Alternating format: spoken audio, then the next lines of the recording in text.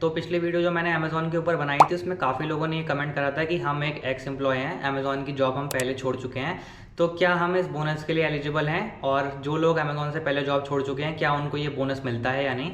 तो अभी मैं ये वीडियो शूट कर रहा हूँ जुलाई में, और अभी 5 दिन पहले मेरे पास एक अमाउंट अमेज़ॉन की तरफ से रिसीव हुआ है, और मैं खुद अमेज़ॉन में फरवरी में जॉब छोड़ चुका हूँ, और फुल एंड फाइनल सेटलमेंट जो है वो भी मेरा अमेज़ॉन पहले ही क्लियर कर चुका है। उसके बाद भी मुझे ये अमाउंट रिसीव हुआ है।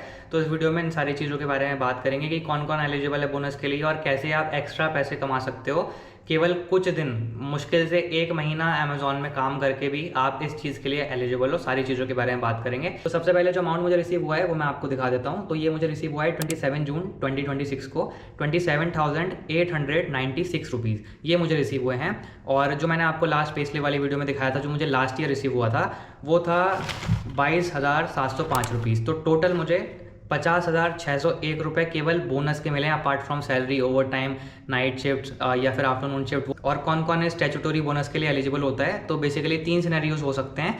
जैसे पहला कि आप अभी करंटली अमेज़ॉन के साथ काम कर रहे हो। दूसरा सिनेरियो कि आप एक एक्स एम्प्लॉय हो मेरी तरह, या तो आपका कॉन्ट्रैक्ट एंड हुआ है या फिर आपने खुद एग्जिट करा है। तीसरा सिनेरियो हो सकता है कि अभी आप करंटली जॉब देख रहे हो अमेज़ॉन में, या फिर आपका इंटरव्यू स्टेज चल रहा है, अभी आपने अमेज़ॉन के साथ ऑनबोर्ड नहीं करा। ये 3 सिनेरियोज टोटल हो सकते हैं। और उससे पहले मैं आपको ये बता देता हूँ कि इस साल अभी मैंने अमेज़ॉन का जो HR टीम होती है उनको मेल किया था, क्योंकि मेरा भी ये बोनस जो है मैं एक्सपेक्ट कर रहा था कि आएगा, बट आ नहीं रहा था। तो मैंने फिर मेल किया था, तो इन्होंने बोला था कि जून 1 से लेके जुलाई 31 में डिफरेंट बैचेज होते हैं, तो डिफरेंट टाइम पे आता है। तो अगर आप एक्स एम्प्लॉय हो और अभी आपका नहीं आया, तो 31 जुलाई तक का टाइम है, आपके पास कभी भी आ सकता है। ये डिपेंड करता है कि ये कौन सा बैंक आपका है।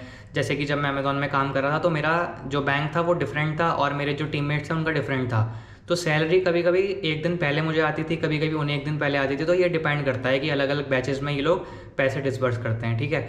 और अभी हम पहले सिनेरियो की बात करते हैं कि आपने जॉब छोड़ दिया है अमेज़ॉन का, और आप करंटली एक एक्स एम्प्लॉय हो, तो क्या आप एलिजिबल हो, और कौन कौन इसके अंदर एलिजिबल है। तो इसके लिए भी मैंने अमेज़ॉन की जो टीम है उसको मेल किया था। उन्होंने ये रिप्लाई दिया कि अगर आप अमेज़ॉन का जो ये बोनस होता है इसके लिए अगर आप एलिजिबल हो, तो बेसिकली आपको 2 कंडीशन फुलफिल करनी होंगी। पहली कंडीशन ये है कि जो आपका मंथली बेसिक सैलरी है वो 21,000 से कम होना चाहिए। और ऑफकोर्स अगर आप virtual customer support, transaction risk investigator, level 2 या लेवल 3 वाली जॉब करते हो कोई भी, तो आराम से आपका जो बेसिक सैलरी है वो 15-16,000, 12,000 इतना होगा। और क्योंकि जिसका बेसिक सैलरी 21,000 से ज़्यादा का होता है, उसका जो टोटल सैलरी आता है इन हैंड हर महीने के एंड में, वो भाई 50-60,000 या उससे ज़्यादा का भी होगा।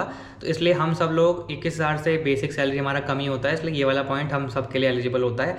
दूसरा पॉइंट ये है कि मिनिमम आपको 30 कैलेंडर डेज में काम करना है इन एन अकाउंटिंग ईयर। इसका मतलब ये है कि मान लो आपने 1 तारीख को जॉब ज्वाइन किया और 30 तारीख को आपने जॉब छोड़ दिया, तो 1 से 30 तक आपके 30 कैलेंडर डेज हो गए। लेकिन इसके आगे लिखा है इन एन अकाउंटिंग ईयर। तो अब अकाउंटिंग ईयर क्या होता है, तो ज़्यादातर अकाउंटिंग ईयर का मतलब फाइनेंशियल ईयर ही होता है, जिसका टाइम हो गया आपका 1 अप्रैल से लेके और 31 मार्च, ये इसका टाइम फ्रेम होता है। क्योंकि अगर ये कैलेंडर ईयर लेके चलते तो फिर उसका टाइम होता है 1 जनवरी से लेके और 31 दिसंबर। इसलिए ज़्यादातर लोग अकाउंटिंग, मतलब जितनी भी कंपनीज हैं वो अकाउंटिंग ईयर बोलती हैं, बट वो बेसिकली फाइनेंशियल ईयर ही हुआ, यानी कि 1 अप्रैल से लेके 31 मार्च। तो जैसे मान लो आपने जॉब छोड़ा है 1 अप्रैल 2025 से लेके 31 मार्च 2026 तक, जैसे मैंने छोड़ा है 8 फरवरी 2026 को, तो मैं इसी टाइम फ्रेम में आऊँगा। तो उन सबको अभी यानी कि जून में या फिर 31 जुलाई तक उनको ये बोनस मिलेगा, वो उसके लिए एलिजिबल हैं जिन्होंने भी 30 दिन मिनिमम काम करा है इस टाइम फ्रेम में। लेकिन अगर आपने 1 अप्रैल 2026 जो अभी गया है 2 महीने पहले, उससे लेके और अभी आप फ्यूचर में अगर छोड़ते हो 31 मार्च 2027 तक,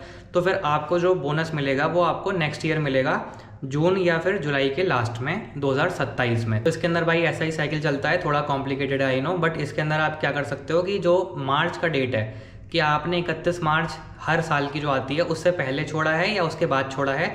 अगर आपने 31 मार्च से पहले छोड़ा है तो फिर आपको उसी साल मिल जाएगा जून जुलाई में, और अगर आपने 31 मार्च के बाद छोड़ा है तो फिर आपको नेक्स्ट ईयर मिलेगा। लेकिन भाई इन 3 सिनेरियोज के अलावा ना एक और सिनेरियो है जो कि सबसे ज़्यादा कॉम्प्लिकेटेड है, और मतलब उसके अंदर एक छोटा सा कैच भी है, and I am not 100% sure on this, लेकिन तब भी मैं आपको बता देता हूँ। तो जैसे आपको पता है मेरा फरवरी में कॉन्ट्रैक्ट एंड हुआ था, विच इज़ बिफोर 31 मार्च 2026, ठीक है। अब कुछ मेरे अमेज़ॉन के सीनियर्स थे जिन्होंने 31 मार्च के बाद वो लोग अप्लाई वगैरह कर रहे थे, तो उनका रिवॉल्यूट में लकीली सिलेक्शन हो गया मेरे साथ। तो मेरा रिवॉल्यूट में ज्वाइनिंग डेट था मई में, और उनका बैच भी मई में चालू हुआ, ठीक है। तो अब क्या हुआ, क्योंकि मई 2025 में ये जो मैंने आपको बताया कि जो अमेज़ॉन में जॉब करते हैं उनका मई 2025 की सैलरी में बोनस आता है, बट ये जो सीनियर्स वगैरह थे इनका, क्योंकि ये तो मई में रिवॉल्यूट ज्वाइन कर चुके थे ऑलरेडी, तो इन्होंने 1 अप्रैल से लेकर 30 अप्रैल को अपना नोटिस पीरियड दिया।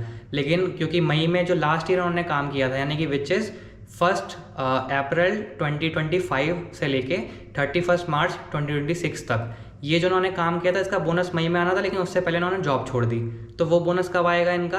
अब वो वाला बोनस जो जून जुलाई में अब हमारा आया है, उनका अब आया है ये वाला बोनस। और क्योंकि उन्होंने भाई 31 मार्च 2026 के बाद भी 1 महीना यानी कि 30 डेज़ काम करा है, तो बहुत हाई चांस है कि अब उनका नेक्स्ट ईयर जब जून जुलाई का महीना आएगा तो उनका फिर बोनस आएगा। तो इसलिए अमेज़ॉन एक भी रुपया यहाँ पे मारता नहीं है, और जिन्होंने छोड़ दिया तो पूरा अच्छे से कैलकुलेशन करके उनको ये दिया है। आई एम श्योर थोड़ा मुश्किल है ये, बट मैं सबसे आसान तरीके से समझाने की कोशिश कर रहा हूँ। तो इस बार भी उनको बोनस आ गया और उनको नेक्स्ट ईयर भी बोनस आएगा, तो ये भी एक चौथा और लास्ट सिनेरियो हो सकता है। और बोनस आए हुए भाई ऑलमोस्ट 1 वीक हो चुका है, लेकिन जो इनका पोर्टल है उसके ऊपर पे स्लिप जो है ये बोनस की वो अपडेटेड नहीं है। और जिन लोगों का कॉन्ट्रैक्ट मेरे साथ एंड हुआ था, मैंने सबसे पूछा, किसी का भी अपडेट नहीं है, इसलिए फिर मैं आपको वो वाली पे स्लिप नहीं दिखा पाया। और बाकी परफॉर्मेंस के बेसिस पर नहीं होता भाई, चाहे आप कॉन्ट्रैक्ट पे हो चाहे परमानेंट हो, परफॉर्मेंस अगर अप डाउन भी है, कम ज़्यादा भी है, तब भी कोई दिक्कत नहीं है। अगर आपका मान लो PIP DIP कुछ भी चल रहा है, उस केस में भी नहीं है, आप बोनस के लिए एलिजिबल हो। बस 2 मैंने जो कंडीशंस बताई आपको वो फुलफ़िल करनी है। और क्योंकि ये जो बोनस है ये कोई कंपनी नहीं देती है, ये इंडियन गवर्नमेंट के रूल्स हैं, उसके बेसिस पे हमको मिलता है, ठीक है। और ये FNF जो फुल एंड फाइनल सेटलमेंट होता है जब आप जॉब छोड़ देते हो, तो ये उसका पार्ट नहीं है, वो आपका सेपरेटली आएगा। और ये जो बोनस है इसका टाइम अभी होता है, तो ये जून और जुलाई में ही आपका आएगा। और अप्रॉक्सीमेटली भाई ये अमाउंट इसके अंदर आता है, बाकी डिपेंड करता है कि जॉब प्रोफाइल क्या है। जैसे अभी VCS का जॉब प्रोफाइल मेरा एक दोस्त का लगा था 31 मार्च 2026 से पहले, 3 महीने का था कॉन्ट्रैक्ट बेसिस पे, आगे रिन्यू हुआ बट उसने आगे एक्सटेंड नहीं करवाया, 3 महीने बाद उसने वो जॉब छोड़ दिया। तो केवल उसने 3 महीने जॉब किया था, और अभी उसका मेरे साथ ही जून में आया है 27 जून के आसपास 8,000 रुपये अमेज़ॉन वालों ने उसको भी दिए हैं। जबकि वहाँ पे आपको पता है VCS का 20 से 22,000 रुपये तो सैलरी टोटल आती है, तब भी उसको 8,000 रुपये का मिला है। तो इसलिए कुछ ना कुछ तो भाई डेफिनेटली सबको आता है। और बाकी इसके अलावा अगर अभी कोई डाउट रह गया हो तो ये रहा मेरा मेल ID, बाकी आप कमेंट भी कर सकते हैं। मिलते हैं नेक्स्ट वीडियो में, तब तक अपना ध्यान रखें, अपने सपने पूरे करते रहें। Goodbye and sayonara.